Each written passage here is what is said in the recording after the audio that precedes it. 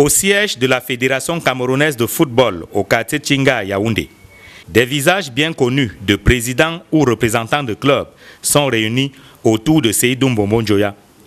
Celui qui signe désormais comme président par intérim de la FECAFOOT lève d'abord le voile sur la portée juridique des actes qu'il s'apprête à poser. Il est important de vous rassurer que c'est en toute légalité, légitimité et sérénité que nous organisons ces championnats.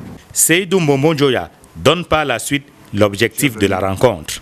Notre réunion de ce jour, comme vous le savez, a pour principal objectif d'examiner les voies et moyens pour la relance de notre championnat professionnel pour la saison 2020-2021. En ce qui concerne la FECAFOOT, toutes les dispositions sont déjà prises pour le démarrage effectif de ces compétitions. Pour la nouvelle saison, les championnats Elite 1 et Elite 2 se joueront en 2 sous-poules déjà constituées. Match d'ouverture pour l'Elite 2 le 26 février. Match d'ouverture pour l'Elite 1 le 27 février 2021. Seydou Mbombo Njoya espère que l'État mettra à sa disposition les stades et moyens financiers nécessaires au lancement de la saison. La question des infrastructures et des subventions de l'État n'est plus une énigme. Nous sommes confiants que cette problématique sera résolue dans les plus brefs délais. À Tchinga, l'on parle relance des compétitions. Mais dans le même temps, au siège de la Ligue de football professionnel, au quartier Fouda à Yaoundé, le CPG, Comité provisoire de gestion, mis en place par l'Assemblée générale 2009, est réuni en séance ordinaire. Après avoir examiné les points inscrits à l'ordre du jour, la première décision est prise. Les championnats Elite 1 et Elite 2 seront organisés par la Ligue de football professionnel du Cameroun. Nous avons rétabli la Ligue professionnelle conformément à la décision du tribunal arbitral de sport, décision devenue définitive, dans ses fonctions d'organe chargé de l'organisation du championnat professionnel de football du Cameroun. Le CPG met en garde les présidents de clubs qui seraient tentés de prendre part à un championnat organisé par toute autre entité que la LFPC.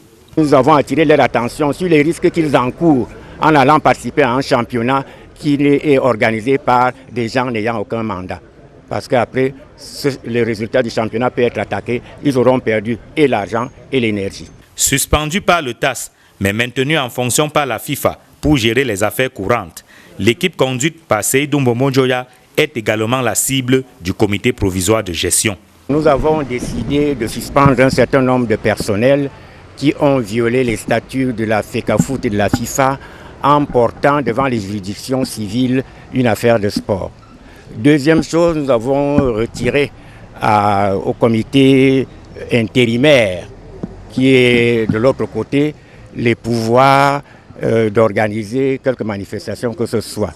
Mais si le calme a régné à Tchinga pendant les travaux de l'exécutif désormais intérimaire de la FECAFOOT, la tenue de la séance ordinaire du comité provisoire de gestion au quartier Fouda, par contre, n'a pas été un long fleuve tranquille. Des éléments des forces de l'ordre ayant fait irruption dans la salle ont tenté d'interrompre les travaux. C'est la brigade Ngousso, je suis avec le sous-préfet. Le sous-préfet m'a requis pour l'accompagner au niveau de la Ligue de football à Fouda. Non, vous fonctionnez avec la loi. Hein. Vous pensez que c'est l'arbitraire, vous pouvez décider arbitrairement de faire ce que vous voulez sans vous appuyer sur la loi. On l'a envoyé pour interdire la réunion. J'ai demandé, est-ce que j'ai fait une déclaration de réunion? Je suis dans un service, je tiens une réunion avec les gens du service, qu'on me montre l'arrêté d'interdiction. Après moult tractations et des coups de fil passés ça et là, les travaux sont allés jusqu'à la fin. Le président du CPG annonce qu'il ne reculera devant aucune forme de pression. Sauf décision de la plus haute autorité, je ne céderai à aucune pression ou à aucune intimidation. Sur cette lancée donc, le CPG s'est penché sur le cas André Onana.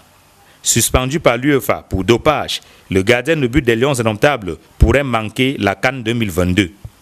Le comité provisoire de gestion annonce la constitution d'un avocat international afin de défendre les droits du joueur auprès de l'UEFA.